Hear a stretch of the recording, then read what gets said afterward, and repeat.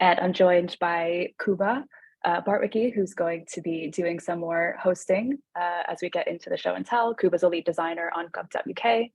Also joined by Mike Gearan, who's doing some Zoom help in the background.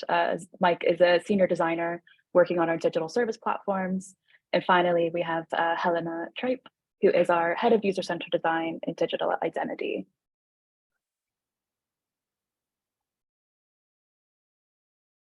So what is Services Week, you might be wondering. Services Week is all about helping the UK government look at what good service design and good service transformation looks like. It's a supported, self-organized series of events. So it's happening all across public sector organizations to increase service literacy. So over this week, we've had 46 sessions organized by 20 government and public sector organizations, which is fantastic. That is kind of around the amount that we had last year.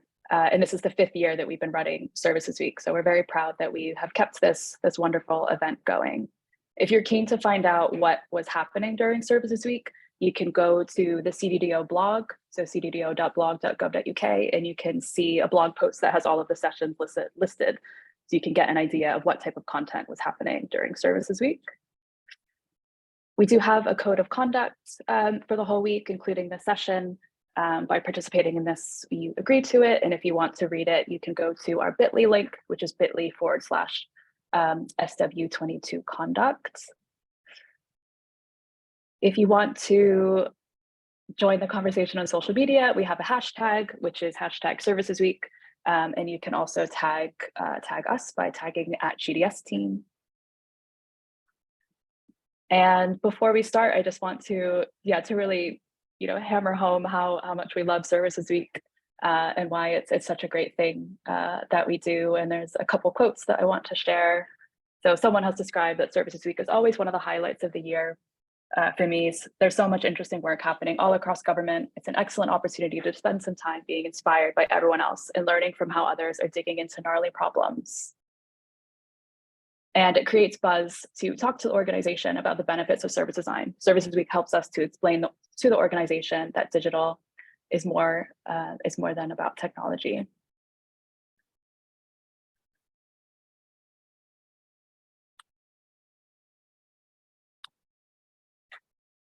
It won't go back. Having some slide issues. There we go. This is the one that I want. So Services Week is really all about working in the open, and this is a value that GDS really upholds. This is really core to the way that we work. So we fundamentally believe that making things open makes things better, and we want to work with government and be very open and be open with you, hence having this public show and tell.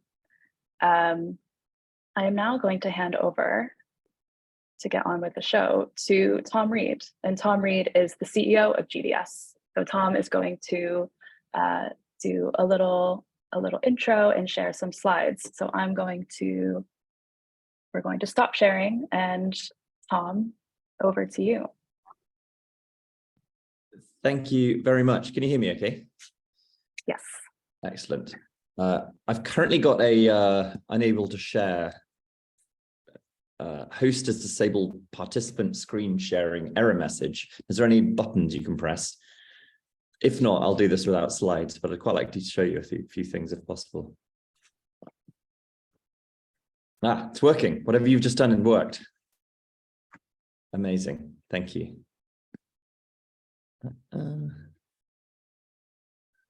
Okay, can you see that? Yes, that's great. Amazing, thank you. So hi everyone, I'm Tom, I run GDS. I've been doing this job for just over 2 years now, which has flown by.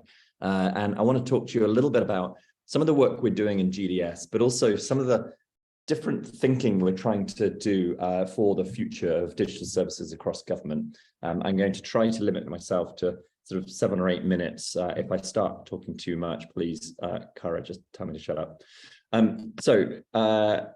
Let me dive in. Right. This is GDS. Hopefully you know GDS. We're here in the Whitechapel building in Aldgate, but we're also in Manchester and in Bristol. So we're expanding quite a bit. We're going on a big recruitment drive over the next 6 months. Not that that's why I'm doing this, but we are going on quite a big recruitment drive. At the moment, we're around 750 people, and mostly we are product people. We are people who build services and maintain services. So we are engineers and architects and designers. We don't do a lot of we don't do a great deal of sort of setting big strategies and policies and things anymore. We don't really set rules. We tend to build things.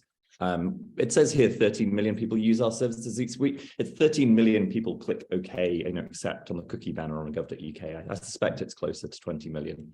And we're a B2B organization as well. So you can see here we've got nearly 2,000 organizations across the public sector use our services. And really, we're trying to work with you all to make government simpler and clearer and faster. And we believe that most services online are better for users and they're cheaper for the taxpayer. And a lot of what we focus on is this. It's on trying to keep the mission, trying to keep the journey online.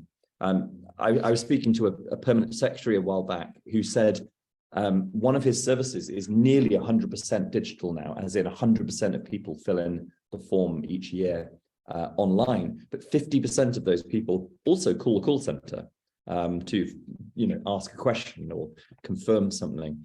And this is the sort of failure demand we see across government, where people are starting things online, but we're not seeing a reduction in other channels. And you don't always want to see a reduction in other channels, but it's a good indicator that we need to do more. So some of the things we do in GDS to help keep the journey online. Number one is obviously gov.uk, which has just gone through a huge replatforming to make it more responsive. We're redesigning it to be even more mobile friendly, to be more accessible to everyone. I'm not going to talk much about gov.uk, but keeping that single front door is vitally important. And then there's always all the digital service platform tools that I think people are going to be showing you updates on over the next hour or two. So Notify, 6.7 billion messages have gone through Notify now, and they're very, very successful. And if you look at the growth in Notify over the last few years, you can see it's a service that people like. And we're trying to make GDS a growth organization, so operate more like a tech startup. So obviously we don't make a profit. I don't make a profit. I'm a civil servant. But getting that growth mentality where we want to build features that people want, and we want people to want our services rather than mandating them. Notify is so important. It is not for me a economies of scale play, although that's important. For me, Notify is important because it keeps people informed of where their application is, or where their case is, or where their inquiry is, so that they don't need to call a call center, or they don't need to worry. Pay is similar, £3 billion processed, 51 million transactions. It's another example of a service that just allows all the services that you build across government to keep that journey online. People get freaked out when they get sent to a horrible WorldPay site. It's a good thing to keeping that user experience consistent. And then other services that I think people are going to talk you through, gov.uk forms, to try to start democratizing the creation of digital services without losing the quality that goes with it. I think this could start tackling the 7,000-ish PDFs and Word documents that exist out there in the wild. It's a really important service that we're building. And then in a few weeks, you'll get a hideous siren noise on your mobile phone. Everyone in the country will. As a test of our emergency alert service we built with industry and with Cobra, something we're very proud of and only slightly worried about, but it should be fine. So we've done all these amazing things, but we aren't slipping down the rankings in terms of digital nations across the globe. So in 2016, we were first, and then we slipped to fourth, and then we slipped to 7th, and recently we've slipped to 11th. Still quite good, right? There are a lot of countries in the world, but we are slipping down. And the good news is our score in this UN e-government ranking has been really quite consistent over the last 10 years. The problem is a lot of other countries are adapting and going ahead of us. And we've been trying to work out, what are we doing wrong? Where do we need to adapt? Where does government need to change its approach? And I think there are 3 areas we need to look at. The first area is just gently challenging some of the assumptions we've made about how we offer services. The second is, what is the consumer world doing? I think people generally compare services to their consumer experience rather than actually to, are we better than Australia? I don't think citizens really care about that, but they do care if the government experience feels clunky compared to everything else they're doing. And then thirdly, just having a look at best practice from those countries. So super quickly, this is our paradigm, right? This is what we've been doing for the last 10 years, and it is a good thing. People come to Google as the real sort of front page of government. They search for something, they're taken to, hopefully above the fold, a link to gov.uk, and they get to gov.uk, and it's a really well-designed, responsive, accessible page. And they read content on gov.uk that's been written by professional writers, not in sort of legalese.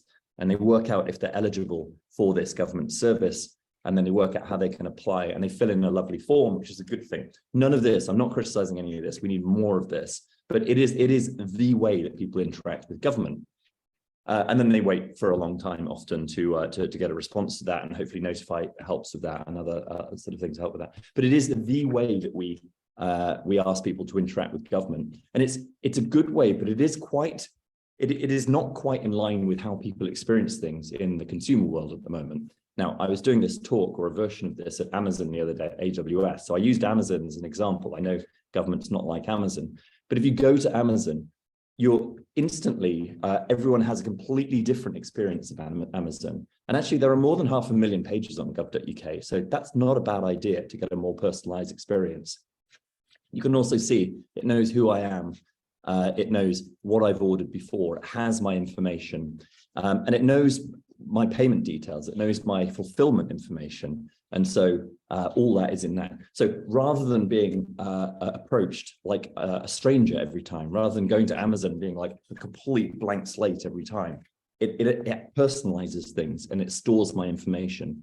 And for me, that's really helpful because it means like I didn't really buy cloud computing for dummies. It was a hilarious joke for the AWS conference, but it's really helpful for me because I can buy something within a couple of clicks. It's helpful for Amazon because they become $1 trillion company. It would be helpful for government, I think, because it would reduce the burden on a citizen if we start thinking in these ways. And there are lots of other examples of how people manage their lives, their bills, their banks that are similar. Other governments have adapted as well. So in Denmark, they've set up legislation where it's illegal for people to send letters to citizens anymore. Instead, you have to use this government mailbox, and all services have to use it. And you can reply to the messages as well. So this sort of broadcast government that we're used to in the UK, they're trying to change that paradigm a little bit. So if the tax department sends you a notice saying you might owe money, you can reply and say, what the hell? Well, what do I need to do? And I think that's a really, I don't think we'll ever go quite this far, but I think that's a really interesting sort of thing they're trying to do, just to make things simpler. That page isn't loading. Cool. Estonia, we talk about Estonia way too much, but I was speaking to their CIO this week. The thing that they did that I really like is they also passed legislation that makes it illegal for government to ask the citizen anything that they already know about them. So it's illegal to say, like, what's your address if we've already asked them somewhere else, or it's illegal to say, how much do you earn if the tax office already knows, or all those things. And again, I don't think we'll ever go down the legislation route in the UK, but it's a really interesting way of, like, rather than saying to people, you've got to build loads of APIs, it's like, you can't do this anymore. How are you going to solve that problem? And it's that personalization that I think is really interesting. I'm nearly done. Ukraine. The Ukrainian government has two priorities. One is winning a war against Russia. Two is becoming a digital nation. And that's pretty cool. I mean, that is a real statement of intent. And what they've done is they've focused on getting all of their digital documents onto their smartphone. The reverse of these on your phone in the Apple wallet or the Google wallet is like just a QR code. So if a policeman pulls you over, you don't get your plastic driver's license out. You show them a QR code and they scan it and they go, yep, that's you. Good example again of that sort of personalization. Singapore does things, but I'm running out of time. So a lot of it is gov.uk one login. A lot of it is going to be enabled by gov.uk one login, and you'll get some demos of that a little later. But there are some other areas that I think we need to explore. One is push notifications and nudge. So how can we move away from just sending letters and sending text messages, which is fantastic, but how can we move more to that sort of personalized experience and nudge people in the right policy direction? How can we pre-fill forms so that people don't have to be faced with a blank form every single time? Digital wallets, as I talked about just then, could be a bit faddy, but it could be really good for people. Particularly young folk who are carrying their passports and driving licenses into nightclubs and losing them as a way to prove their age. Like, we need to solve that problem. We want to give citizens active control of their data. We need somewhere where they can go and see what data government holds on them and how they can choose what we do with that data. We need to recommend services. Government is complex, and often if you give government a bit of information because you're applying for one service, really, you've just told government that you're eligible for all these other things that you don't know you're eligible for. Maybe we could start telling people that and pre-filling that for them. And to do all this, we are going to have to start getting a bit appier. We're going to have to start exploring mobile apps. And what I'm worried about is we could end up with 20, 30, 40 mobile apps for government. And with the best will in the world, I don't think government's interesting enough for people to have a whole screen of their phone taken up with government apps. So we need a strategy across government for mobile apps, none of which replaces what we already have, and we need to continue to maintain and build and improve on gov.uk.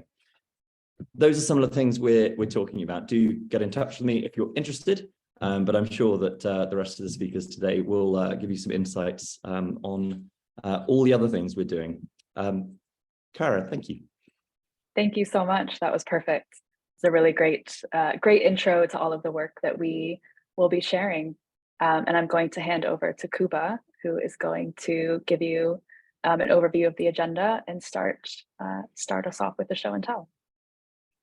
Cool. Thank you very much, Cara. Thank you for the introduction.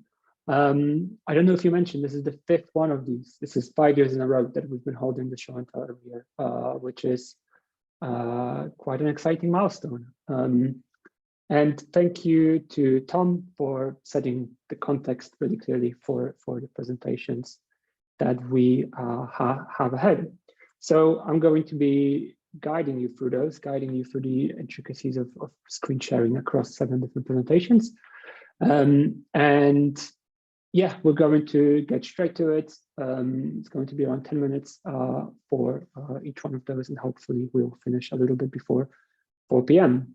So without further ado, we're going to start off with gov.uk Pay, talking to us about recurring payments. Sacha, over to you. Cheers. Thank you, Cuba. And I hopefully have now got the control on the screen. Just might be next slide. Might be the easier option. Okay, no worries. Cool, thanks. So hi, I'm Sacha Zarb. I am one of the product managers on gov.uk Pay. We on the next slide, if you don't know about what we are a simple way for services and teams to take and manage payments online, both in central government, but in local authorities, the NHS, police forces, and a range of the public sector in the UK. And next slide. What we're really good at is doing one-off payments. So if you want to pay for your passport, or pay for a clean air zone, or pay for, even down to paying for a private medical examination in an NHS hospital as an overseas visitor, Pay will do that for you as a simple one-off payment. On the next slide.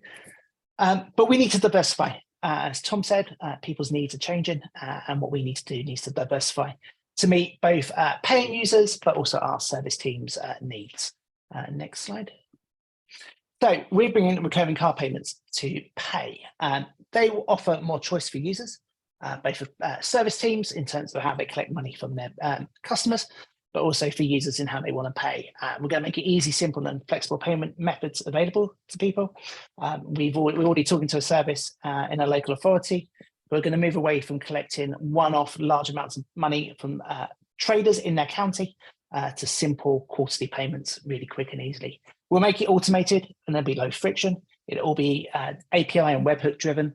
We'll make it quick and secure, so we'll do all the 3DS, 3D secure checks, and make sure card users are not subject to fraud or services lose money. And we'll give people and services accurate information to reduce the time they need to spend to reconcile and chase up people who have missed a payment or need to change their bank details. So the next slide.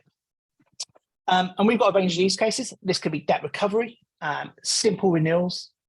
We're talking, as I mentioned, we're talking to a local authority about their licensing system. It's great to see on the call colleagues from the Environment Agency, who we're working with at the moment as a beta partner for people to renew their fishing licenses every year.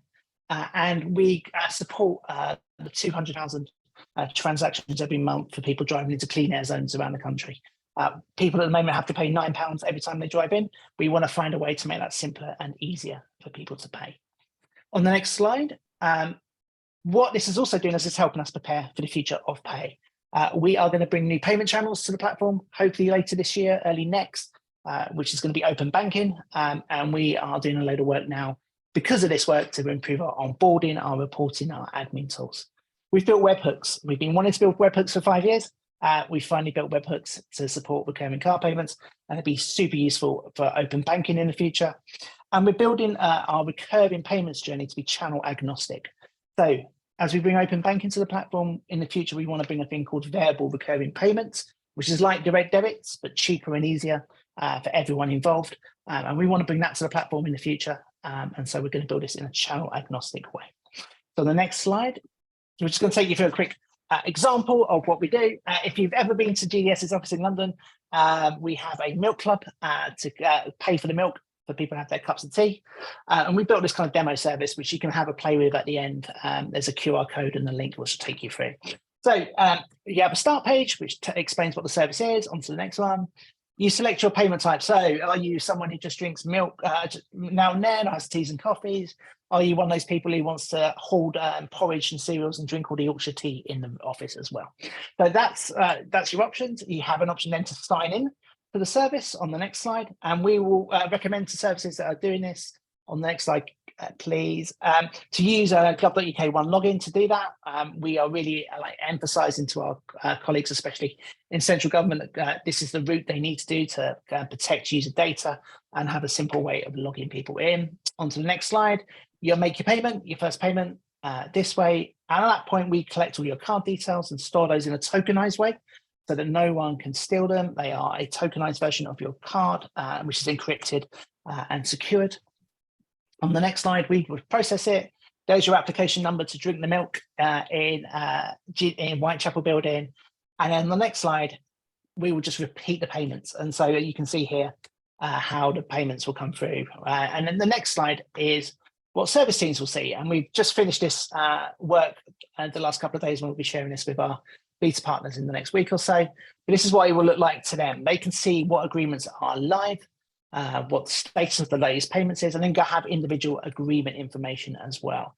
So they can even see if a bank, for example, has asked their bank to refuse the payment, and they can then have to get in touch and change all the details. So this is coming to pay in May. We hopefully will be seeing it. You'll be able to pay for your fishing licenses soon. And if you know anyone who is a trading standard registered trader in Kent, this is coming to Kent County Council in May as well. We're really keen to work with other services. So if you have a recurring payment need, do get in touch. And on the next slide, you can also have a play with this. So if you've got your phone out or you want to just grab the bit.ly link, you can go in. If you're prompted to need the username and password, it's there, and make sure you use the demo card number that's on the screen. If you use your own card, it will charge you, and we'll have to go and try and find a way to refund you. So that's recurring card payments. That's coming to pay over the next couple of months, as well as some other exciting things in the near future. That's amazing. Thank you so much, Sacha. I'm sure everyone is about to go and attempt to buy some milk right about now. And if you do end up using your real card number, we might have a really good time with milk in the office over the next few months. I'm not sure if I mentioned before, but we do have time for a question after each presentation. So please pop those in the chat if you have any. I'm just going to try and make sure I can see that chat, and I will monitor those after each presentation. Does anyone have any questions to Sacha from GovUK Pay?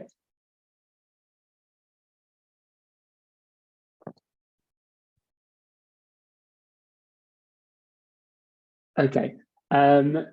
Feel free, if something comes to you later, pop them in the chat. Sacha hopefully can stick around and answer it in there. Cool. Thanks very much. We're going to move on to the next presentation, which will be from the GovUK Forms team. Over to you, David. Yes, so this is me.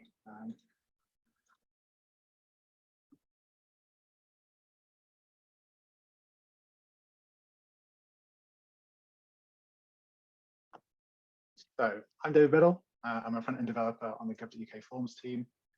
I'm going to talk about the progress that we've made in our private beta.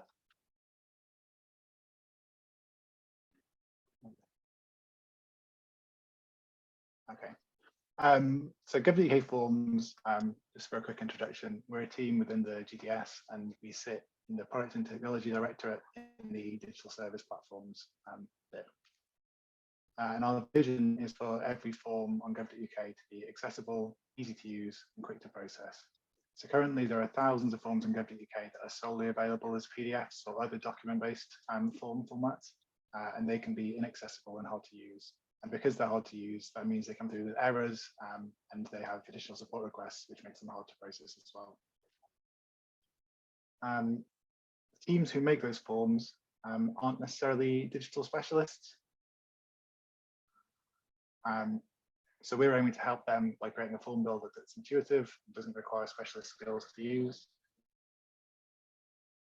And our project is currently in private beta, which just means that at the moment, we are working with a limited number of partner organizations. They're people who can try out the form builder, give us really detailed feedback so we can improve it before we release it to the public. So here's some of the things that we've achieved so far. Our first partner, the Insolvency Service, have already used GovUK Forms to publish our first form last year in September.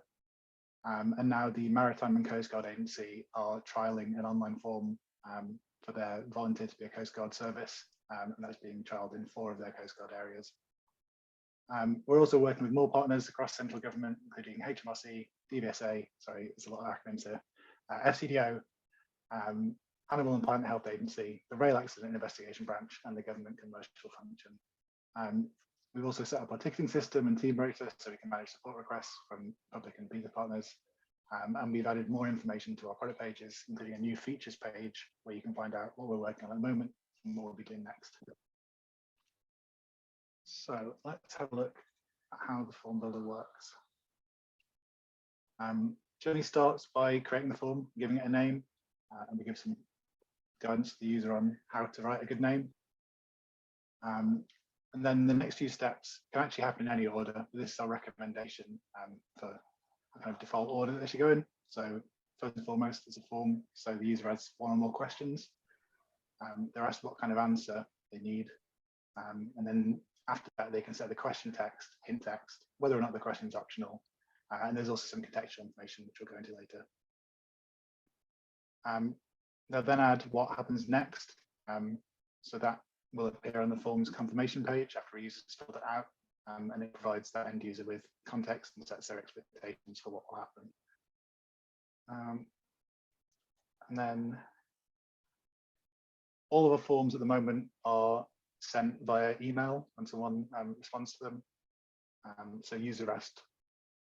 So at this point, we need to set that email. When you set that, we send a confirmation code. That's primarily to ensure that it's being sent to the right place and not losing people's data or sending it to the wrong person.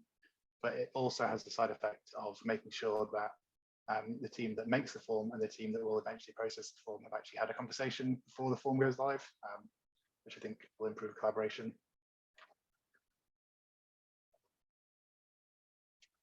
users have to add a link to privacy information, the relevant policy for their form. We provide some context on this page to those users who, as well as not being digital specialists, might not be data specialists, and so why they need that and where they might find it and who to talk to if they can't find it. They have to provide at least one way for form fillers to contact them, so that if members of the public have problems filling in the form, they can get support. We allow email, telephone, or online contact form options. And then finally, if they've done all of those things and finished creating their form, they can make it live. This gives them a link that they can get published on gov.uk so that members of the public can access their form. So that's the core journey. But there's a few more features that I'd just like to mention.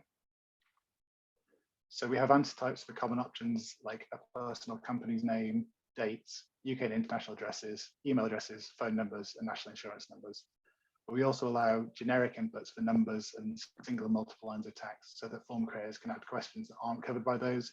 So those are things that would make an individual form unique. And some answer types have configuration questions, which are extra contextual questions which help users to make the right choices. So for example, when you're asking a date question, form creators are prompted to say whether they want a date of birth or a different type of date. So that means that the field that the members of the public see on the end result form will have the correct autocomplete attributes. So filling the form will be easier for them and more accessible. And similarly, for a person's name, we let them specify what format they need that name in so that the processing teams get that data in the format that they're expecting.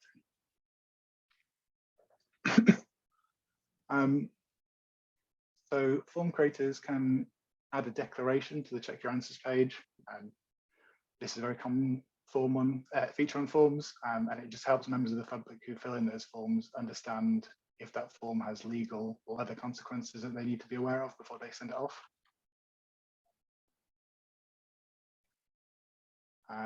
And form creators can preview their forms and see exactly how they'll look and behave.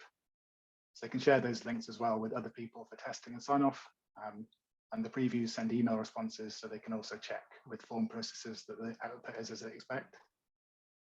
Previews are marked to the draft watermark so that the preview links aren't accidentally published to gov.uk as well.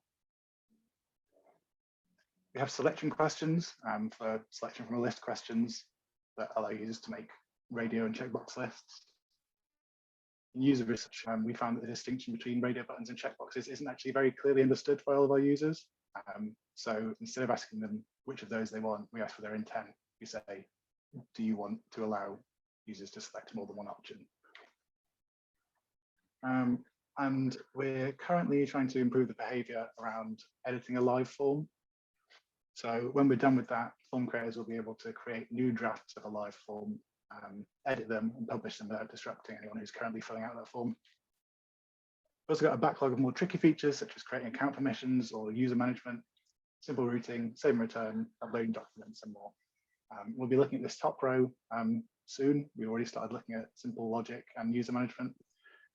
And then stuff in the second row we'll be looking at later in private beta, and the things in the third row are things that we'll probably look at in public beta. We'll be linking with other GDS product services. So for example, form responses are already sent via Notify. Our service is built on design system components. We'll be linking up with gov.uk Pay at some point to allow payments. And we'll be aligning our offer with the Builder service team to offer partners a range of tools to help meet their needs. If you want to know more, you can visit our product site, or you can also sign up to our mailing list, or you can get in touch with us. Thanks for listening. Amazing. Thank you so much for David. That was proper kind of mind-blowing to see how easy it is not only to use the form, but also to create the form. We have a couple of questions, but I am going to leave it on this slide just in case people also want to take note of the email address and the website in here. So the first question, which has already been answered, but I will just read it out, was about branding. Keelan was really interested to know if it will be possible to use branding other than gov.uk branding. For example, if someone works in government, local government, will they be able to make the form look like their website? And Hannah responded saying that not in the near future, but it's something we'll consider in the longer term. Second question, which it would be great to have your take on, David, is from Mike, and it is, can we have forms submitted to an endpoint at our end rather than email address? So at the moment, no. So because we're focusing on email submission, just because that's what the departments are already using for their document-based forms. So it's the minimum amount of change required for them. But this has come up quite a lot when we've presented this before. We know it is something that departments or teams with more digital capability are keen to have. So it is something that we will eventually do. That makes a ton of sense. Thank you. I think we have time for one more. Frankie has asked a question. Is there any estimate for when the service will be generally open for teams to use? We have a deadline to migrate away from Google Forms. It's a good question. I think there is one, but I don't know it. If Adam's on the call, he might have a steer on when we're likely to go into public beta. But that's playing on this.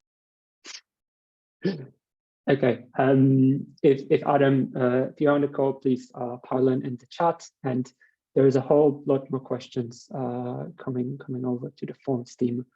So yeah, please keep an eye on the chat. But we're going to move into the next team. Thank you again, David, for doing that. That was a brilliant demo. Next up, we have the prototype kit team, and we have Joe presenting. Hey, Joe. Hello. Let's try this remote control thingy.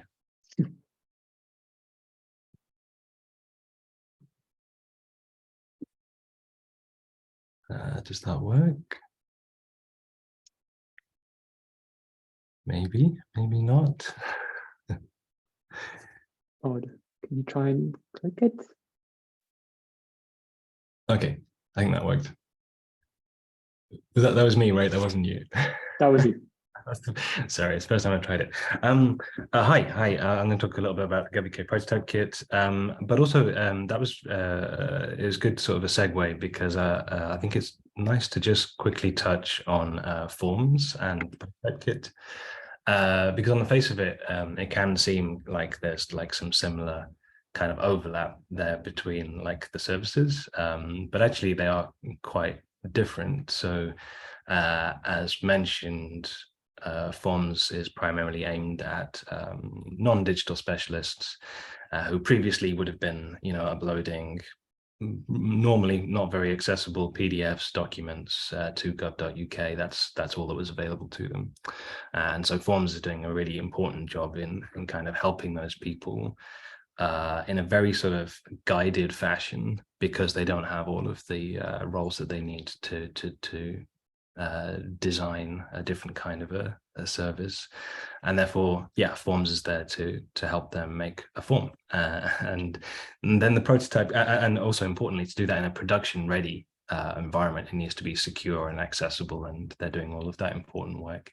And then the kit, as this slide said, a tool for quickly creating interactive prototypes that look like pages on gov.uk. So the kit is very much a design tool for design professionals and service teams to design really any kind of service that meets their users' needs. So that could be a form, it could also be an admin system, it could be in investigating completely new patterns and new components. So just a quick touch on that. The kit is actually a little web server. It's the same kind of technology that powers any website like gov.uk. It can run on your own machine or online for easier collaboration and user research. Oh, I think I may have skipped twice, maybe. No? Okay. This means the prototypes it creates are real websites using normal HTML, CSS, and JavaScript and running in normal browsers. And that's so important. It's vital. It means that we can do realistic testing with users on their own devices and using any assistive technology such as screen readers. It's vital for all of our services to be accessible and usable by disabled people, and the prototype kit allows for that kind of testing. Oh, and also something that we're going to be investigating shortly is whether disabled people can actually create prototypes. There's no reason that they can't. The kit is kind of, it's in code, it's in HTML. It should be possible for disabled people to actually take part in the design process. And actually, we had a really nice tweet recently from a blind product manager in government who said, "This is the first time that I've been able to take part in the design process." So it's just hugely important. It's why we do what we do. But you don't need much coding experience. We have a full tutorial and links to support channels on our website, prototypekit.service.gov.uk. But what's new in V13? We had a big new release end of last year, V13. The prototype kit is now a package. That might not mean much to you, but the important thing is that it's much cleaner separation between prototypes and the kit itself. Those two things used to be sort of mushed together. It made it pretty hard to update. It's now much easier to update, which was a big problem in previous versions. It also makes the kit just simpler and cleaner when there's not loads of other people's code hanging around. It's easier to create prototypes. What was a multi-step process is now one step. You now run this command, npx gov.uk prototype kit create in a folder, and you get an experience of something like this. We're very much aware that even a relatively simple kind of experience in the terminal is still quite daunting to people that aren't used to the terminal, and we're looking at ways to improve that. But for now, this is a big step forward. This is like I say, kind of one step makes a prototype for you. But we do now have a graphical interface. There was no real graphical interface in the kit before, but now there is. It doesn't cover everything. It covers some kind of key tasks. So we know that terminal editing code is daunting for our users.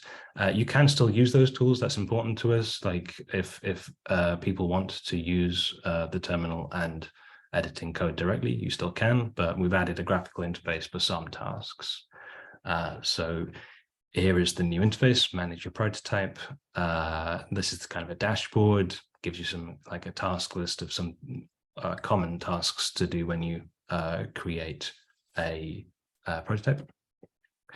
This is probably one of the biggest features, is that you can now create pages from templates directly in the kit, in the graphical interface. So we have common templates for completely blank pages, unbranded pages, which is an interesting one. There's some services that need to prototype stuff that does not look like gov.uk. We have start pages, question pages, content pages, and so on. If you then click on one to create, then it'll ask you for the path. You can put whatever path it is that you need, and that'll then create the page for you. Another aspect of managed prototypes is that we've got plugins, a really, really powerful aspect of the kit. Anyone around government or even outside could create plugins. For safety reasons, we're only currently showing plugins that we trust and that we know are right for our users. You can install things like HMRC front end. It means that you're not restricted to prototyping with just the patterns and components that are provided by the design system, but also from our colleagues around government. You can install it right there in the browser.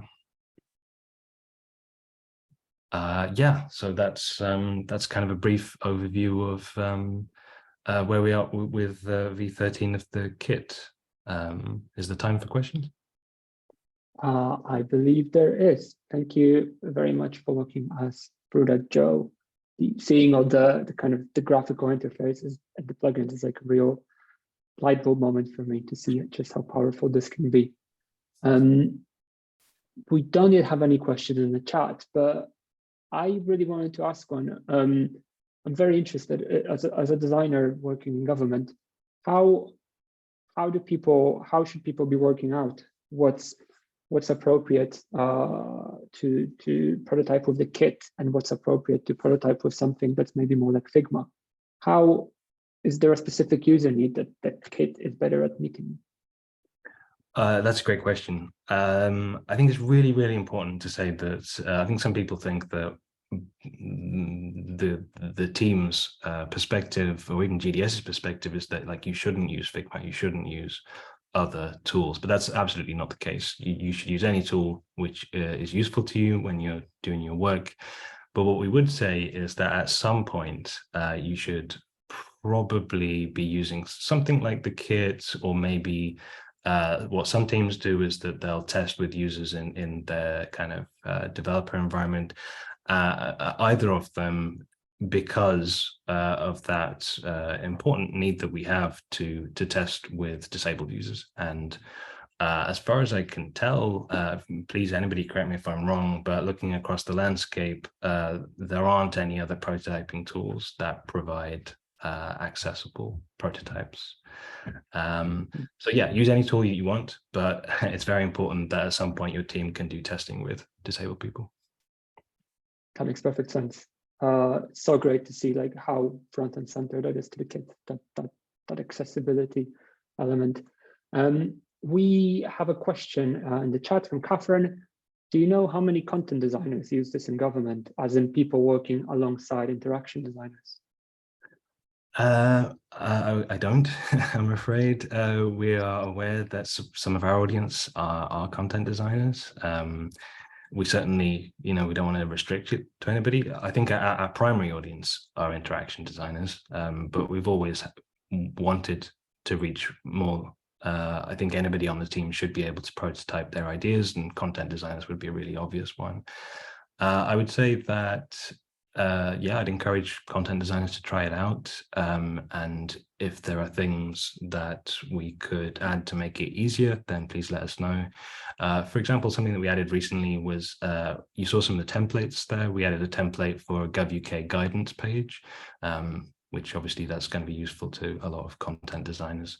Something that we're looking at hopefully soon is to add support for Markdown, so that you can work on kind of long format and use the sort of Markdown syntax. Cool, thanks, Joe. It seems that there is a number of content designers talking about how much they're enjoying the kit in the chat right now. Thank you for this. We're going to move on to the next bit. And next up, we're going to have Sharon and John talking to us about how GovUK is supporting the government's response to the cost of living crisis. Thanks, Kuba. I'll take over control if I can. Hello, everyone. I'm John Greer. I'll let Sharon introduce herself. Hi, everyone. I'm Sharon. I'm a senior user researcher on the project. And today, Sharon and I are going to talk to you about what we've learned supporting the government response to the cost of living crisis on GovUK. You mind you to try again, John? To request it again.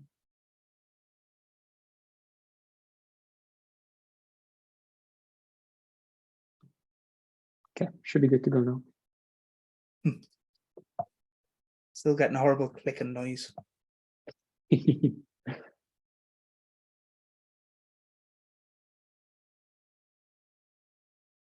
is going to work, Kuba. There we go. So, as I said, we're going to talk to you about supporting the government's cost of living crisis response. On screen is the GovUK cost of living support page and the Check Benefits Smart Answers tool. And these were launched in 2022 as part of the response to the cost of living crisis. These were both deployed rapidly, and the team worked in collaboration with other departments such as DWP, sharing what we learned about the crisis and what we already knew about supporting users in this space.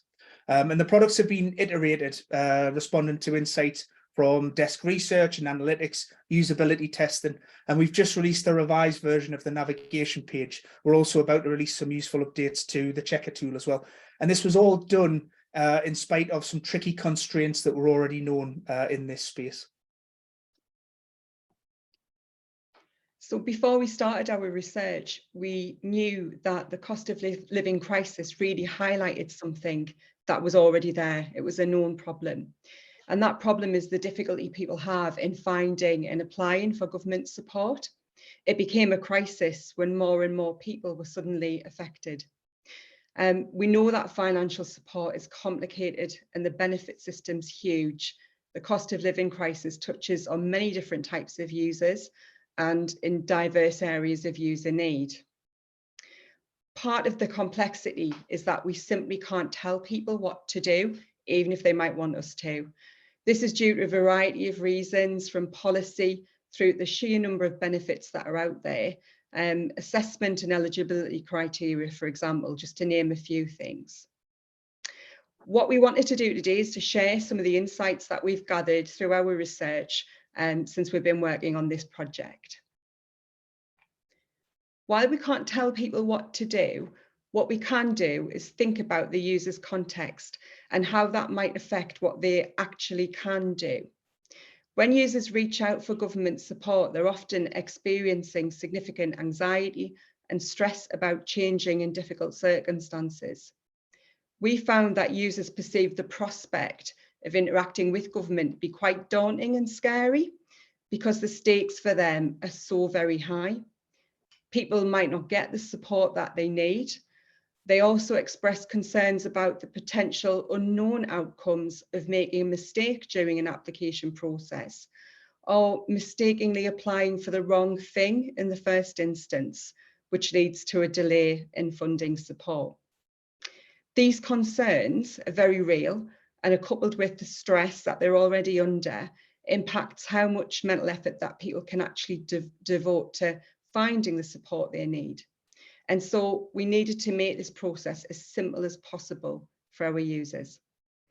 We also found that people saw their own context as the barrier to support. So we found evidence of a range of misconceptions that working people on low incomes have about access to benefits. This is in terms of both thinking that they're not eligible for support when in fact they are, or thinking about their longer term impact on their financial profiles. For example, people thinking accepting support now could impact on mortgage applications in the future as a potential stain on their credit reference file. We also found that user needs went beyond what we might consider as typical for government, and this included help in managing budgets, accessing support for mental well-being, and also understanding information around energy prices. All this made it really difficult to profile user groups. And as we said before, the crisis came into sharper focus as it began to affect more and more people, including those who have never previously received government support. And this change in demographic may have limited knowledge of the benefit system, meaning that we can't rely on that to help them guide themselves to the support they need.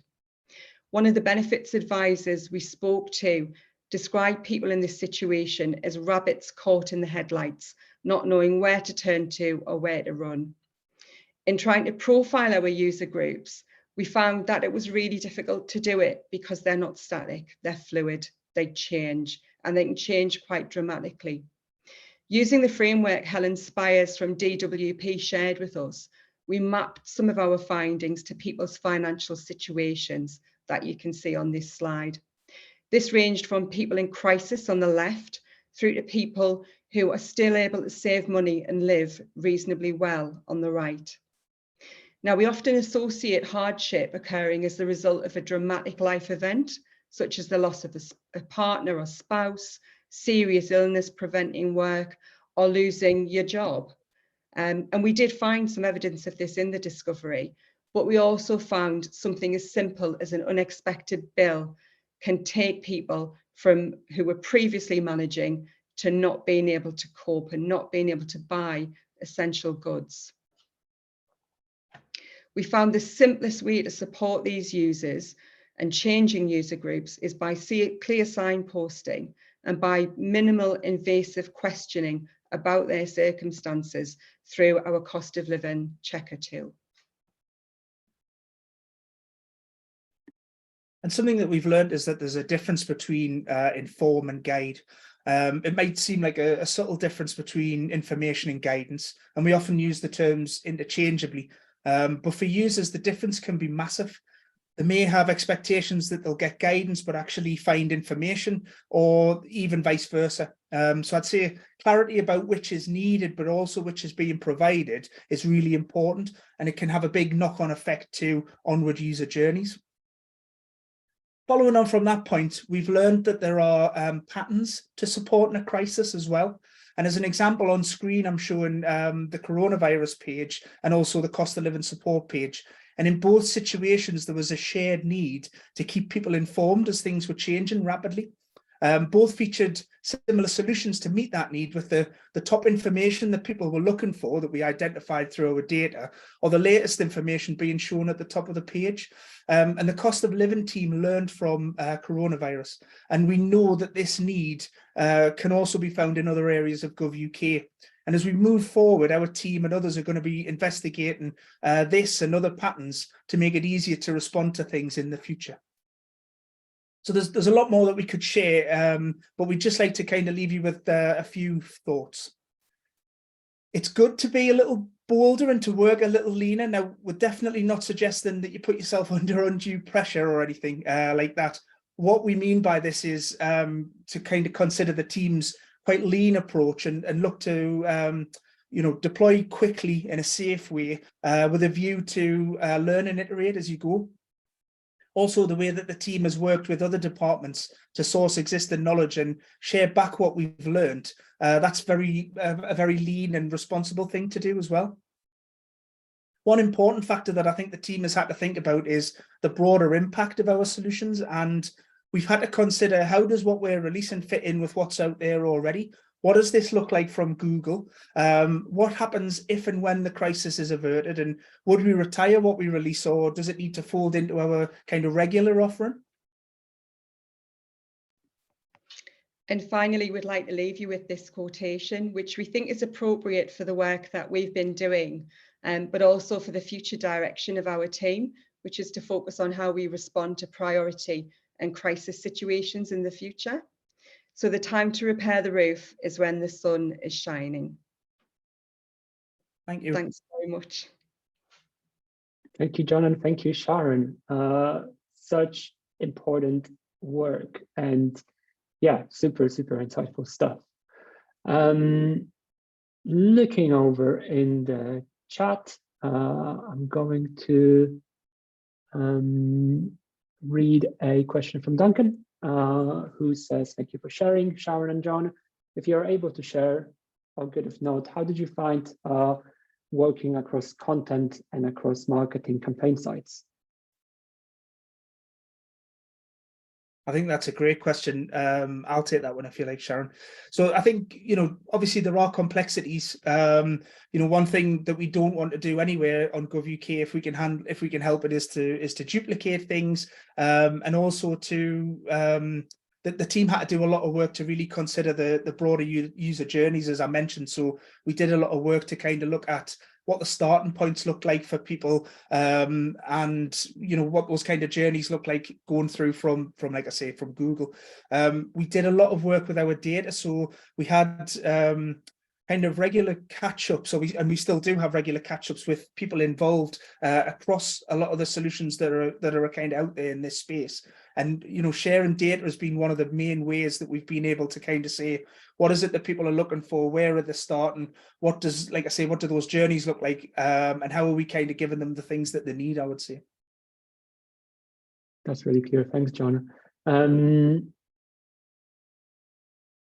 One quick question I wanted to ask as well is, I'm really interested in how much of this work is about improving existing content, and how much do you find was about kind of creating new content? How did you kind of navigate kind of greenfield versus brownfield situation? Would you like me to answer that one, Sharon? I think it's one for you. All right. So it's a great question, Kuba. It's I think one of the biggest kind of, not challenges, but one of the biggest considerations was pulling together information from multiple sources, where a lot of the focus, I think, on GovUK is about what do we need to provide there to kind of support people with various tasks or problems that they're dealing with. This situation was slightly different, so that there was a lot of work, and still is a lot of work gone on. And I think that genuinely, I know I'm part of the team, but I think the team, the content designers on the team especially, have done an amazing job to kind of take that approach of looking at things kind of holistically, and like I say, pulling together the information that people need to kind of help them with the problems in this space. A lot of work has gone into that, and making sure again that, you know, those onward journeys from what we're providing, what we're signposting people to, are kind of relevant and straightforward for people. Fascinating. Thanks, John. It does, yes. There's another question that just showed up in the comments from Vicky, but I am going to move us on. But please take a look at that question in the chat. We're just over the halfway point, and next up we have Hannah Jump and Becca Pearce over from GovUK Publishing. Cool, thanks, Cuba. Should I be able to move the screen now? You need to ask for control. How do I do that? It's not coming up with anything. But let me give it to you. Okay, thank you. Which I think I can do quite easily as well. Oh yeah, I got it. Sorry, Tom, show me. Thank you. So yeah, hey everyone, I'm Hannah and I'm here with Becca. I'm a service designer and Becca is a developer. And we both work on GovUK Publishing. Did I do that or did you do that, Cuba? I think I did that. Oh, okay. Can you just do the slides? Oh, I can do it now. Okay. So what is publishing?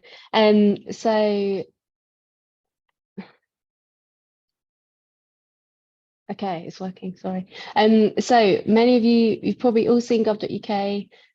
As Tom said, millions of people use it every day, and it's the government website.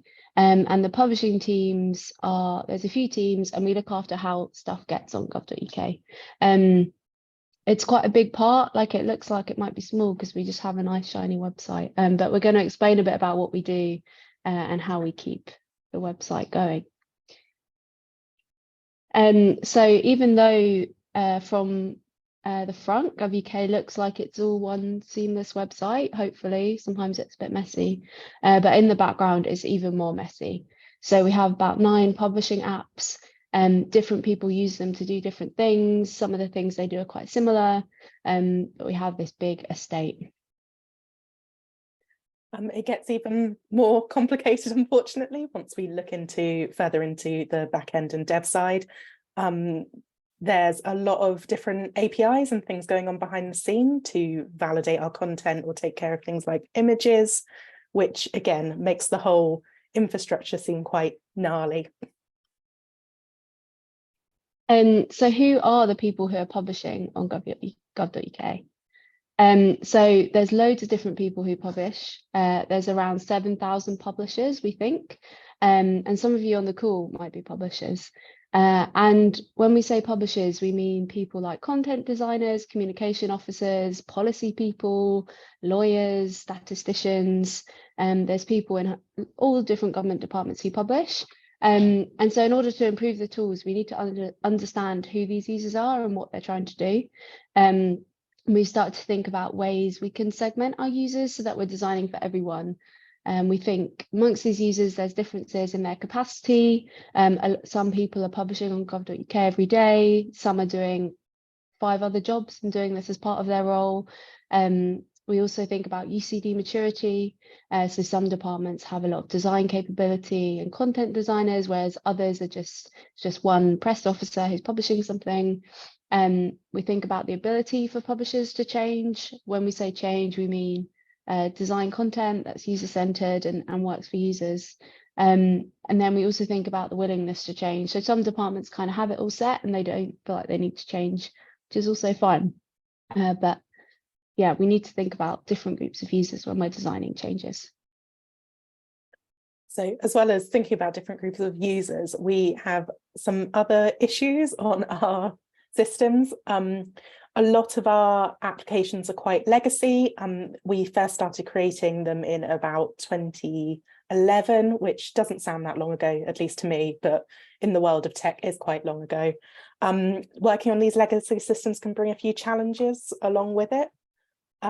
Firstly, the code base, as an example, is it's grown organically since we first started developing it, meaning that it's a lot of lines of code and a lot of very complex services.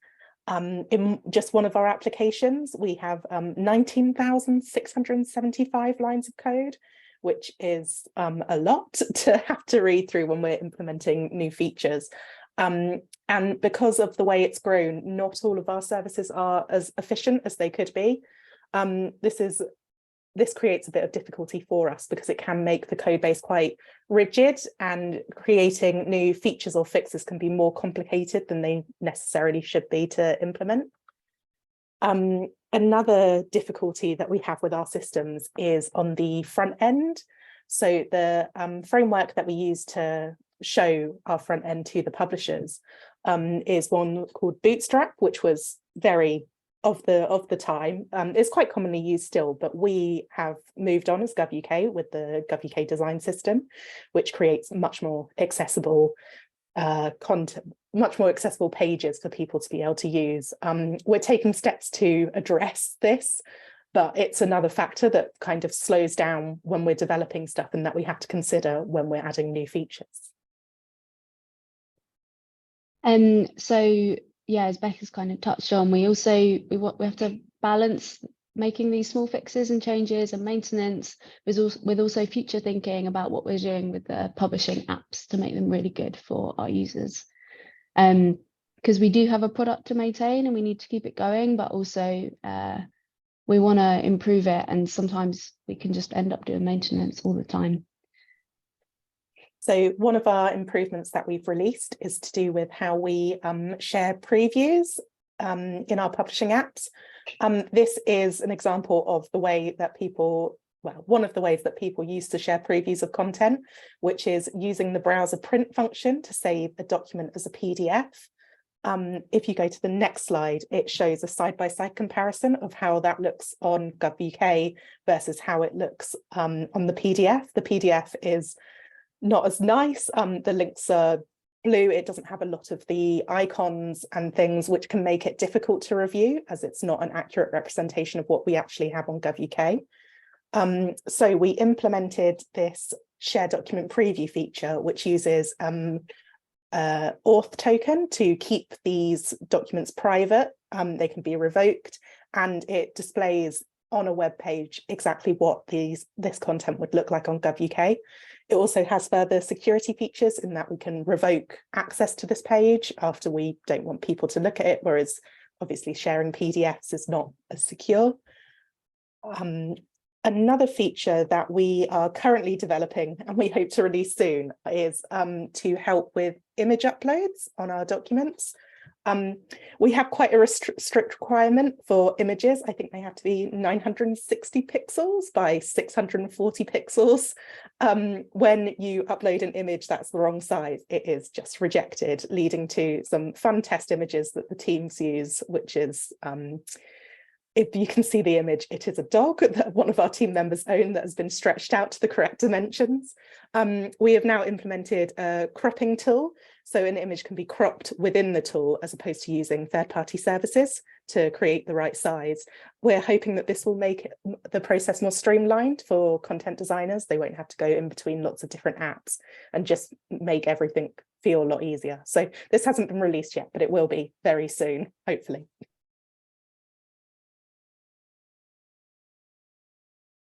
But yeah, as I mentioned, we also need to think about where we really want publishing to get to, because there's lots of bits of the product we think we want to fix and make better, but if we just keep fixing different parts of the product, then we might end up with something that's still a bit fragmented and doesn't actually really meet user needs or get us to where we want to get to in the publishing and the GovUK strategy. And here's a quote I like. So it says that otherwise requires a commitment to not knowing, are you ready for that? And I think this is hard because sometimes on the team, we just stick to things we know or like easy things that we want to fix. But also we need to really understand our users and think more strategically and holistically about what they need. And that might be things we don't know of at the moment. So some of the ways we're doing that is we're doing some discoveries. So this was one that we did before into who can publish what on GovUK and how that works. So we spoke to about 8 different departments, I think nearly 20 people, to hear about the issues they have with accessing the publishing tools. And we came up with a set of recommendations, and we're getting a team in to look at some of those further. So this might be things like access restricting content, having better admin interfaces for departments to manage their own publishers, and yeah, other tools. And the other thing we're doing is, as a team, we're thinking about how user-centered design works and how we can better do research and use research within the team. Because in the past this hasn't been as good as it should be. So we've done interviews with the team, and we're going to start acting on these recommendations. So for example, one of these quotes says, the team want a UX expert, but what they need is a UCD process. So yeah, we can do more to use user research. So what are we going to do next?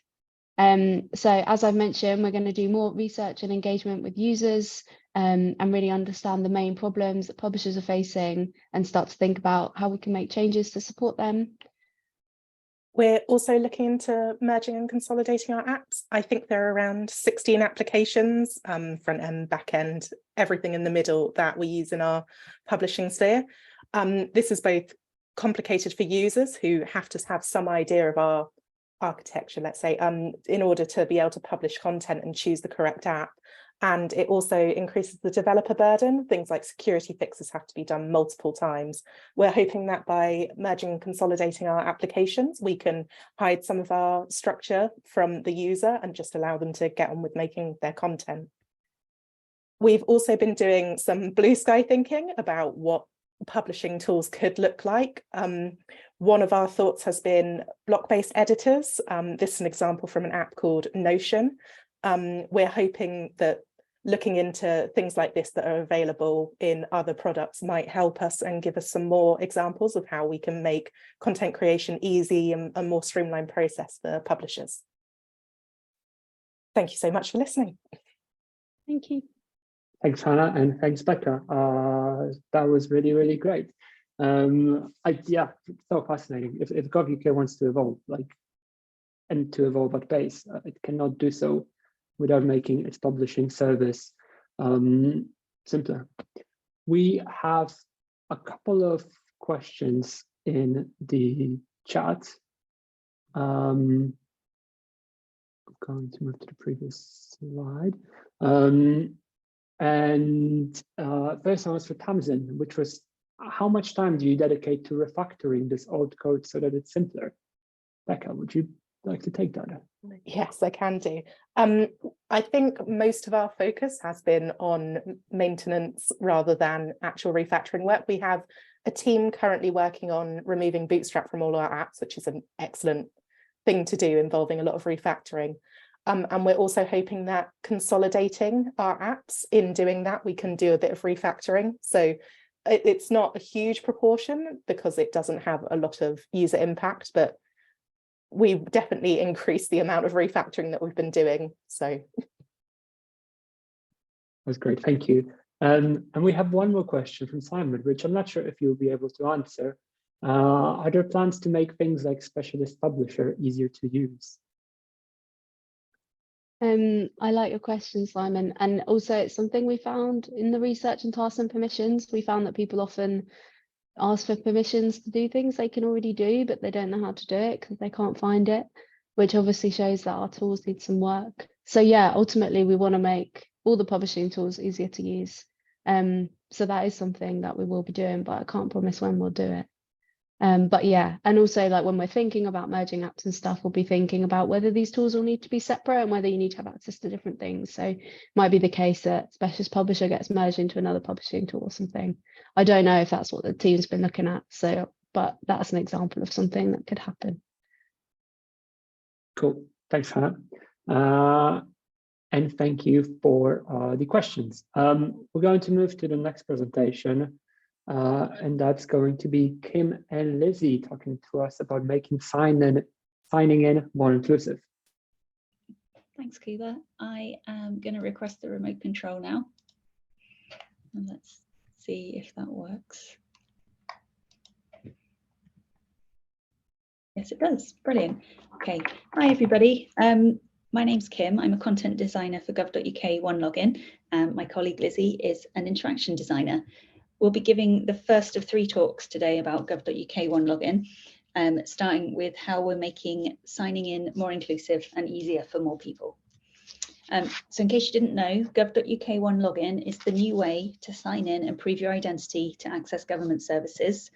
One day, it will allow you to access any government service using the same email address and password. Lizzie and I work on the authentication team, which has 2 main aims. For end users, it's to provide a simple, safe and accessible way to sign in. And for services, it's a secure way to sign in users to the level of protection that's needed. But what is authentication? I think the screens have stopped moving. Okay, I'll carry on.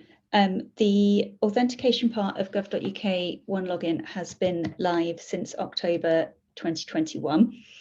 It's the first part to start onboarding services, and since then, more than 600,000 users have created a gov.uk One Login.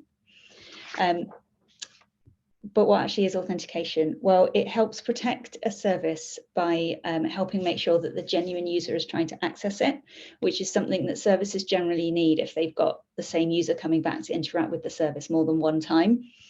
It's important not to confuse that with proving a user's identity, though. It won't tell you who a user is, just whether it's the same user coming back a second time. Hi, over to me to talk about our live journey. So when a user first reaches gov.uk One Login, there are 2 main journeys they can take. They can either decide to create a gov.uk One Login or to sign in. Users will most likely come to us when they're trying to complete a task through a government service. So that might be like completing a DBS check or signing in for email notifications. But the sign-in journey is what I'm going to talk about today. So after the user selects to sign in, we ask them for an email address, and this essentially acts as the username on the account. After that, all users will be asked to enter a password, and this gives us a certain level of confidence that it is the user who originally created the account. And then after that, some services will opt in for us to have a kind of higher level of protection. So this is known as 2-factor authentication, and a user will get a security code either to a text message on their mobile phone or an authenticator app. Over to Kim. So we thought we'd share a few lessons that we've learned since going live and what we did about them. The first one is that entering security codes can be difficult for users. We regularly use data to try and identify problems and fix them. And it's through doing this that we identified that security codes were being tricky for users. So we looked at analytics data, and between April and July last year, we could see there was quite a high percentage of users who were entering an incorrect or expired security code, about 16% for codes sent by email and nearly 8% for codes sent by text message. When we compared this data with the user feedback, we found 2 common themes. So users requesting more than one code and then entering them out of sequence and not having enough time to enter the code. We thought 2 things might help. So one is that if we resent the same code for a set period rather than sending a new one each time a user requested it. And if we were to increase the expiry time on the security code. For security reasons, we could only do this for codes that we sent by email. So we did the first of those 2 things at the end of July last year. And then looked at the data from August to November, and we saw quite a dramatic decrease in that error rate. So 50%, so it decreased by 50% for email security codes and decreased by 62% for codes sent by text message. We increased the expiry time of the email security code at the start of November last year.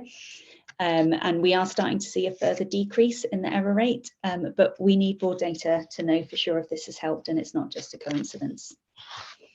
The other key lessons we've learned is that users choose what they know.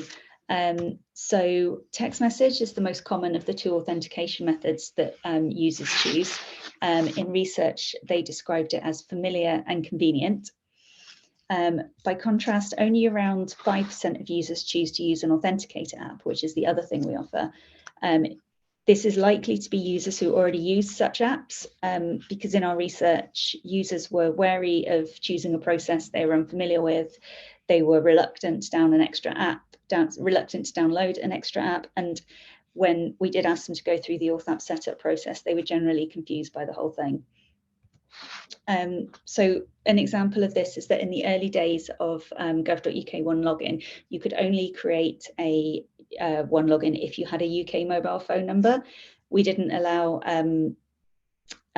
international numbers at the time because of security concerns.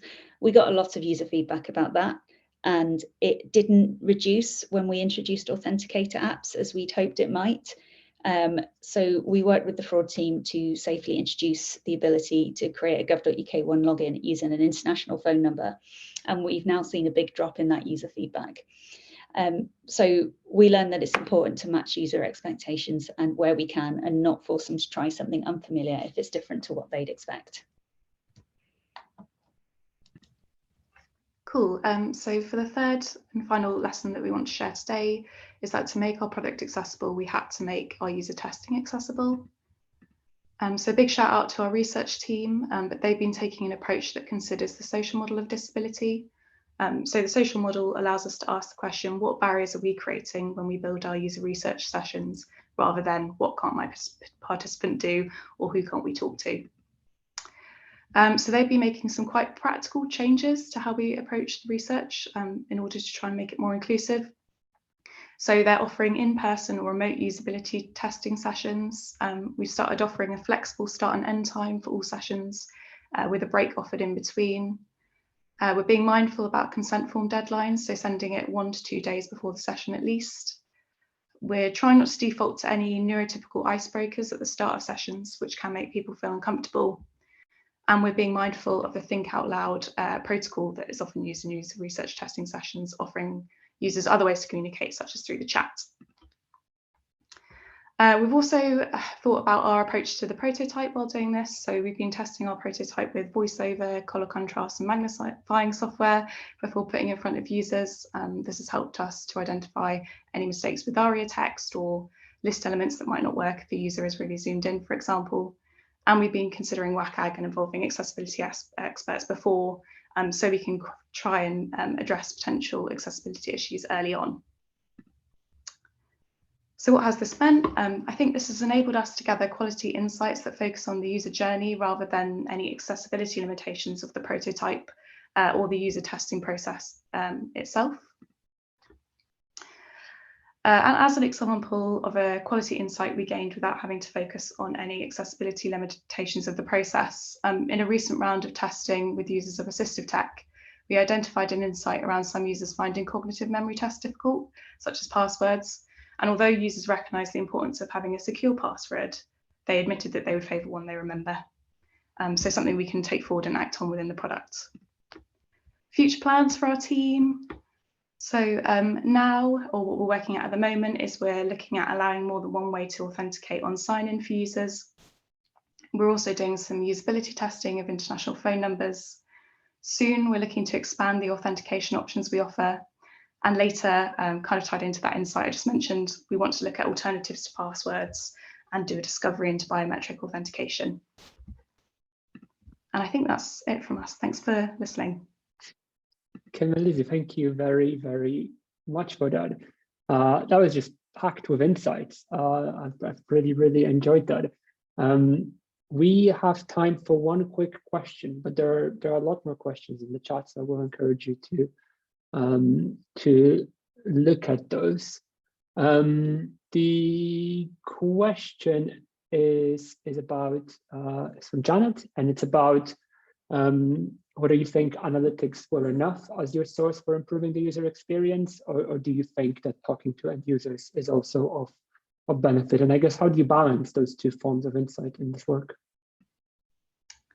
Oh, that's a really good question. I can try and answer it. So I think as a team, we've been trying to use analytics more because it's maybe something we weren't using as much in the past.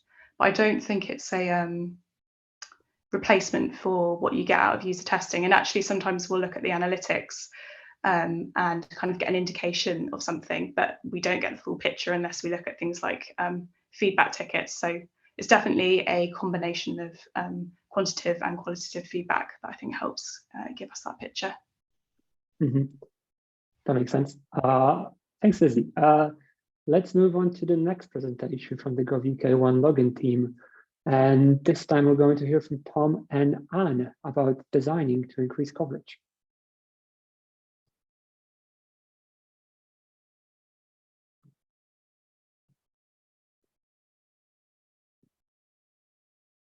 I'm going to give you control, but I can't hear you, Tom. I'm not sure if that's intentional.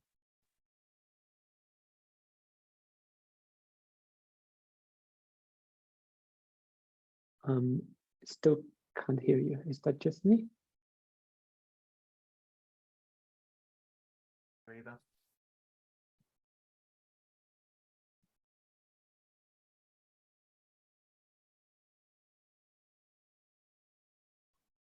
Can you hear me now? I'm on. Yes, I can. I'm not Hannah Jump. I'm Tom Hughes, but for some reason that is not working. So, yes. Hopefully you can see and hear me. If you could bring the microphone a little bit closer to you, that would help. Oh, wait. But we can hear you now, so it's all good.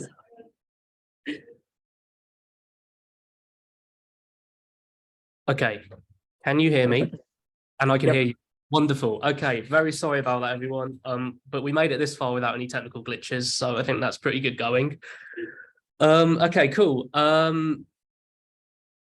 Sorry, Coop, I'm gonna have now request control as Hannah.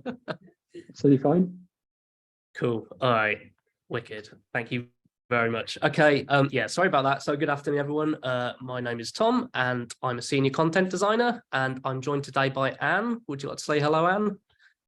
Hi, everyone. Can you hear me? We can, yeah. Okay, great. Hi, I'm Anne. I'm a senior interaction designer on gov.uk1 login. Great. Thank you very much. So yeah, as Anne said, we both work on gov.uk1 login. And we're going to talk to you today about designing to increase coverage. So something we're exploring this year is how we can increase the number of users. Sorry, I should just say that myself and Anne, we work on the part of the gov.uk1 login journey that lets users prove their identity online. And something we're exploring this year is how we can increase the number of users who are able to prove their identity online with gov.uk1 login. Online identity verification is very complicated, but essentially we need to do these things in order to be able to confirm someone's identity. So firstly, we need to collect some evidence that shows that the user is claiming to be exists. And then we need to make sure that the user actually is the person whose details are on that evidence. So we've been increasing coverage so far by accepting more types of identity evidence. There are a couple of different types of evidence that we can collect to do that check I mentioned, and we currently check passports and driving licenses, but we're planning to introduce more journeys and features that will help us check a wider variety of evidence in the future. This includes eventually being able to confirm someone's identity without needing a photo ID at all. And we also have a few ways to check that the user actually is the person they're claiming to be. So we can either match their face to the picture on their photo ID, or we can ask them questions that only they should know the answers to. So again, we're thinking of more ways to do this types of checks in the future. So yeah, I'm talking a lot about increasing coverage, but why is that actually important? Why do we need to do this? Well, next slide. Yep. So yeah, well, people need to prove their identity in order to do some things with government online. If they're not able to prove their identity, they could be stopped from getting things they need. For example, they might not be able to claim benefits they're owed. They could be fined for not filing their self-assessment tax return on time. And they might not be able to get a background check in order to do their new job. So as I mentioned earlier, we can currently confirm someone's identity by checking their passport or driving license. However, an estimated 8.8% of the UK population do not have either of these photo ID. And that's 5.9 million people altogether, or an estimated 5.9 million people, which is the equivalent of 2/3 the population of Greater London. So that's a lot of people. So we really need to make sure that we are opening up our service to as many people as possible. And by accepting more types of, we know that accepting more types of photo ID is one way of doing this, and more types of identity evidence, I should say, is one type of doing this. But we know that users will still be less likely to prove their identity online for a number of other reasons. For example, if they do not have a fixed address or have a complicated address history, if they do not have much of a credit history, or if they're just not confident in doing things online. So we're working to remove those types of barriers too. Anne, over to you. Thanks, Tom. So how are we designing to increase coverage? Next slide, please. So we're doing this via cross-team collaboration. On the identity part of the journey, there are a number of teams working on different ways of proving your identity. Myself and Tom work on the team that directs users to the right place for them in order to prove their identity. So it involves a lot of cross-team collaboration in order to design this end-to-end journey. Next slide, please. So we've done things like run cross-team workshops in order to design this, to design our evolving end-to-end journey. So this is a photo of a workshop we ran in person with the team that are working on the ID checking app, where we got a lot of different disciplines across the teams together and worked collaboratively to design the journey. Next slide, please.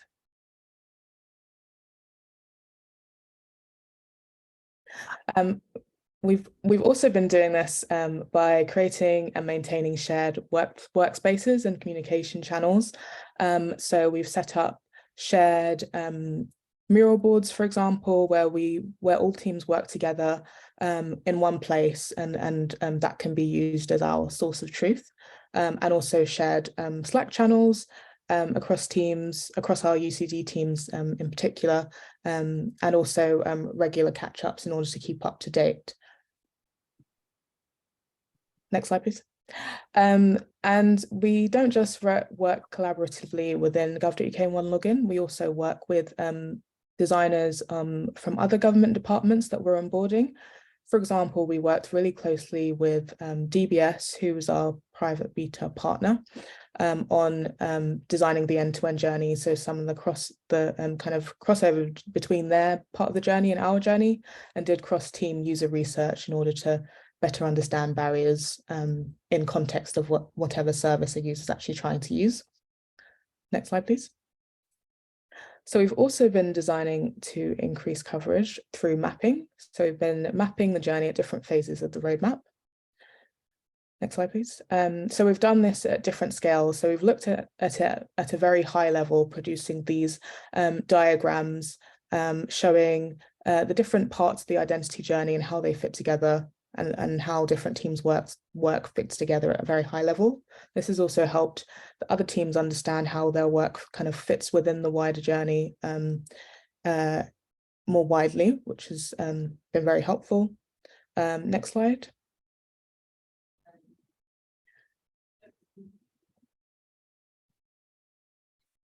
And then we've zoomed in a bit and also looked at producing more detailed flow diagrams showing kind of screen by screen, how does everything flow, what are the different routes someone can take and the different options users have. And again, as I said before, working collaboratively across teams to do so.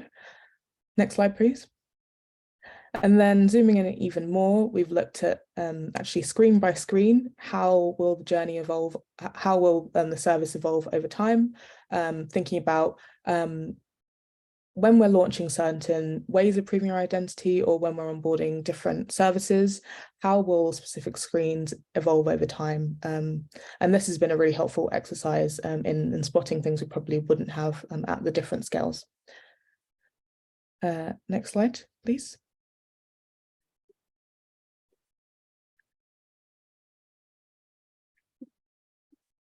So now I'm going to pass back to Tom to talk about removing barriers to live service. Thanks, Anne. Having a real delay on this side when we're moving between slides, so apologies for that. So yeah, I'm going to talk about some of the work we've done on our live service. So since launching in June of last year, or going into private beta in June of last year, we've used available data and analytics to make a few changes to our service.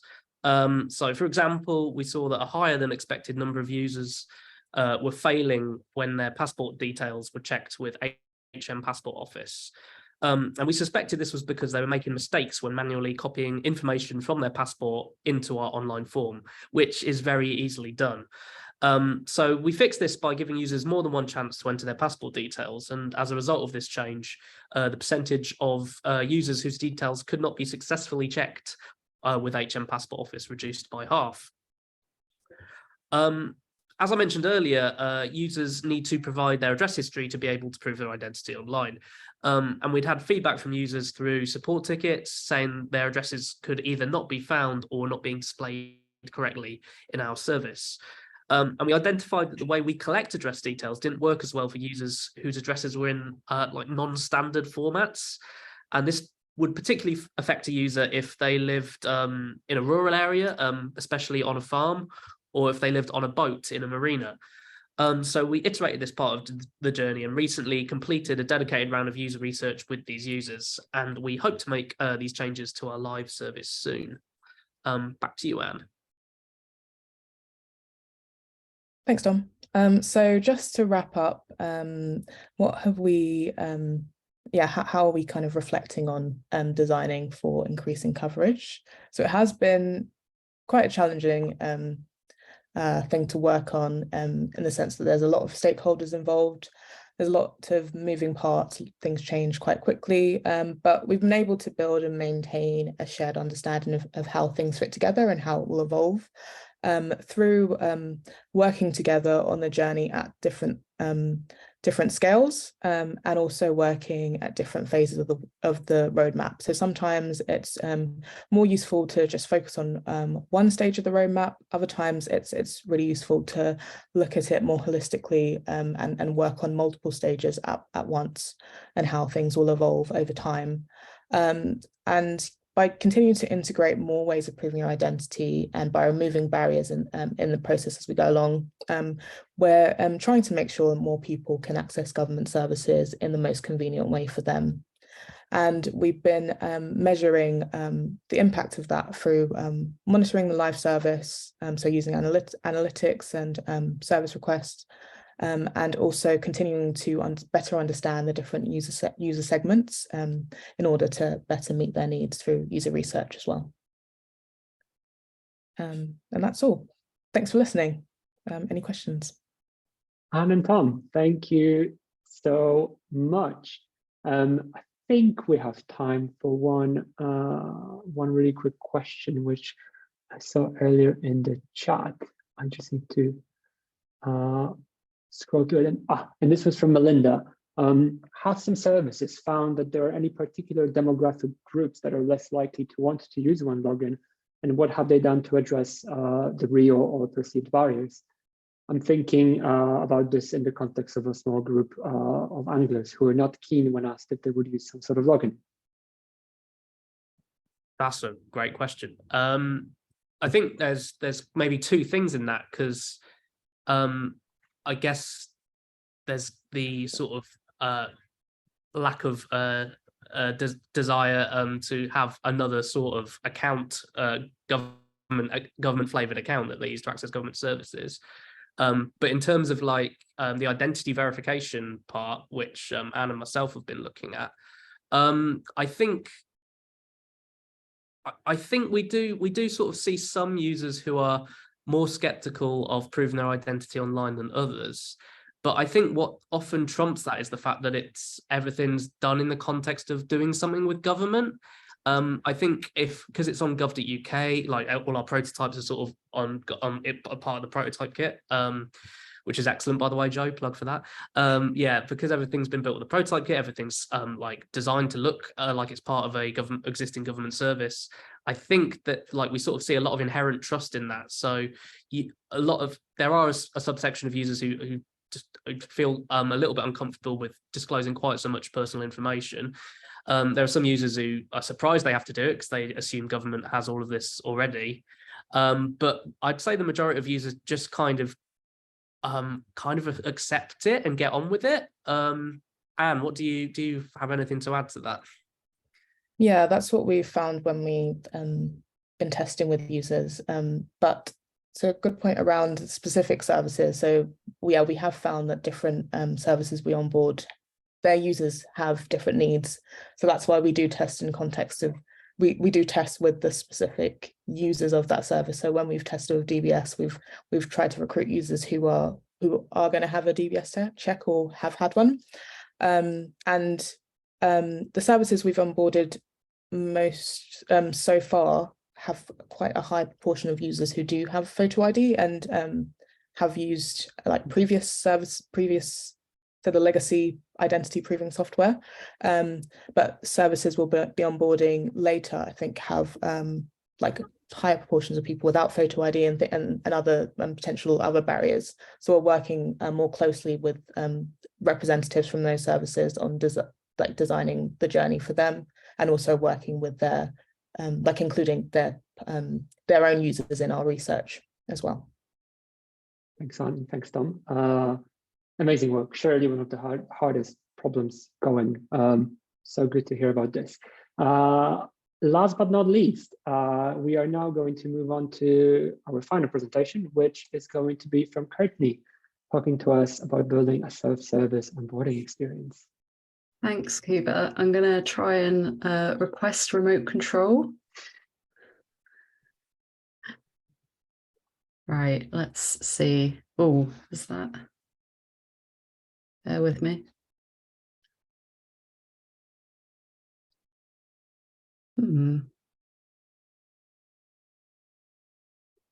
I can't seem to click or use the keyboard.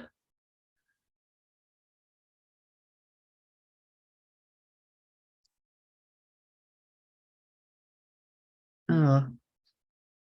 Okay, right. I think we've got the hang of it. There definitely is a lag. Okay, lovely. Hi, everyone. I'm Courtney, and I'm an interaction designer working in the self-service team, so part of the GovUK One Login program. So we're a multidisciplinary team, so we're made up of user-centered designers, front and back-end developers, and business analysts, product and delivery folk. So we have quite a unique position within the GovUK One Login program in terms of our users. So you've heard from my colleagues about the work they're doing designing public-facing user journeys for GovUK One Login. So our primary users are actually internal service teams in government. So these teams are integrating GovUK One Login into their services, which then serve the public. So they're thinking a lot about their end users. So we work closely with them and also collaborate with other GovUK One Login teams to make sure that that end user experience is seamless and easy. So our aim as a team is to support the rollout of GovUK One Login by making it easier and faster for service teams to adopt it. So we're building self-service tools and resources so service teams can discover and test our products on their own. So over the last year, we've engaged loads with service teams and we've done it in a variety of ways. So at a department level, we've also worked with individual service teams and we carry out regular user research sessions. We've also onboarded teams manually and we've learned from this manual process and worked out where we can essentially automate it. So we've got some onboarding numbers here for you, which are accurate as of the time I put this slide together. So we have 7 total services that we've onboarded so far with GovUK One Login. Of those, 4 are using the sign-in part. An example of this is the GovUK email subscriptions, and 3 are using the identity checking part, which includes request a basic DBS check. So I'm going to talk about 3 things we've learned from manually onboarding services and how we've turned this knowledge into self-service processes. So what we've learned, let me just get my notes. So the first thing is teams need clear, concise information up front. So the first thing teams need from us is a clear value proposition. They need to know what we're offering, when we're offering it, and how it all fits together. Our product's really complex. It's still a work in progress. So it's been quite challenging to give helpful information when we're still working out a lot of it ourselves. We've had a lot of one-to-one conversations with individual teams, and we've taken note of the questions that come up over and over again, as well as the most common misconceptions. And as the program's work has firmed up, we've tried to publish guidance on our product site little and often, and essentially be as open as we can. So one of the problems in this space specifically was that teams were not, didn't have access to dates for features in Gov UK One Login that were going live. We knew it was a problem because when we spoke to service teams, they explained how this impacted their long-term planning. If they don't know this information, they can't work out if Gov UK One Login is right for them at this point in time. So for example, if we don't have the features that they need before they go into a public beta. So on our product site, we actually published a rough roadmap, which breaks down what we're working on now, next, and the recently released stuff. So there's a couple of images here showing some snippets from that roadmap page that sits on the product site. We've used stuff like colored tags to distinguish the different elements. So for example, identity versus the sign-in aspect. And we haven't always been able to provide exact timeframes for services, but it's definitely helped them to anticipate and plan based on the features that we're launching. So second learning is that teams need design help. So service teams can be made up of any combination of people working in different roles and fields. And they often have a lot of questions about how to integrate Gov UK One Login in their user journeys. So we work closely with service teams at the moment as they manually onboard, and it's given us a chance to document these questions and understand how teams work together. We're also carrying out regular rounds of user research, which allows us to test possible solutions and gather more insights. And it's important that we provide useful and usable design guidance that service teams can trust. Oh no. Ah, there we are. Perfect. So one of the problems we were facing was that service teams previously have handled their own accounts and settings for those accounts, and they've been able to essentially approach that in the way that works for them.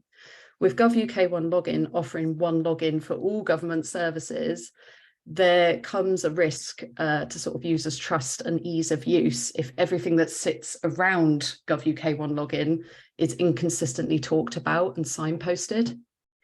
So we knew this was something we need to look at because we have access to service teams' user journeys and prototypes as part of our manual onboarding process. So we could see the full scope of all of these journeys and realize that there was a gap in consistency. And as I've alluded to before, some service teams just may not have design support to work on this. So a solution we came up with was introducing design recommendations on the product site. So there's a couple of images here showing some of the web pages that sit in the design recommendations section. There's a landing page of information about the patterns and a snapshot of a specific recommendation to direct users to change their details in their Gov UK One Login. So these are tried and tested design patterns that service teams can take and use in their service pages. And we've worked with other teams on Gov UK One Login, so they've essentially identified those patterns and designed them. And then they work with us to translate into guidance for the product site. And all of these recommendations use the Gov UK design system, which after speaking to service teams, we know that they find that really important. So this reduces the design burden for service teams. It ensures end users get a consistent experience as well. And we know a one-size-fits-all approach won't always work in this case, so our support routes will always need to exist. So third learning is it's not scalable to onboard every service manually. It puts a huge amount of pressure on us. Service teams need to be able to onboard at their own pace. Having a more automated experience is going to remove blockers and dependencies on us and how we work with them. So manual onboarding takes a lot of time and effort. We only have a small team supporting this at the moment, so it's not a sustainable approach. We know it's a problem because we've spoken to over 100 teams as part of a series of first contact calls we did, which was essentially for scoping out user needs. So that's a lot of services. And we know how much time we've spent so far working with the 7 teams that we have onboarded. And finally, we have strong evidence from other internal tools like GovUK Notify, GovUK Pay, that having some sort of self-service onboarding is super important. So we designed an admin tool, which allows service teams to onboard themselves at their own pace. So essentially, we're automating some of the steps in the onboarding process. There's an image here of a page from our admin tool, and it shows a table of technical integration details. So our initial launch is very much focused on the technical integration. So automating how these details are presented to service teams basically saves time, whereas previously they were requested manually. And we could also signpost users to the tech docs so that they can self-serve and integrate independently. And by automating these kind of more straightforward tasks, the onboarding team can then focus on challenging or unique problems from service teams. So what's next for us? Firstly, we're going to be launching the admin tool. So we're in the process of building the first version. It's due to launch in May. We've been looking at identity onboarding. So we've very much focused on the authentication and sign-in part. So now we need to pivot to identity. And we're continuing to iterate guidance based on what we've learned. So right now, we're actually in the process of testing some of that with service teams. So if you're interested, you can take a look at our product site. I'll drop a link in the chat as well. We've also got some blog posts from the GovUK One Login team on the GDS blog.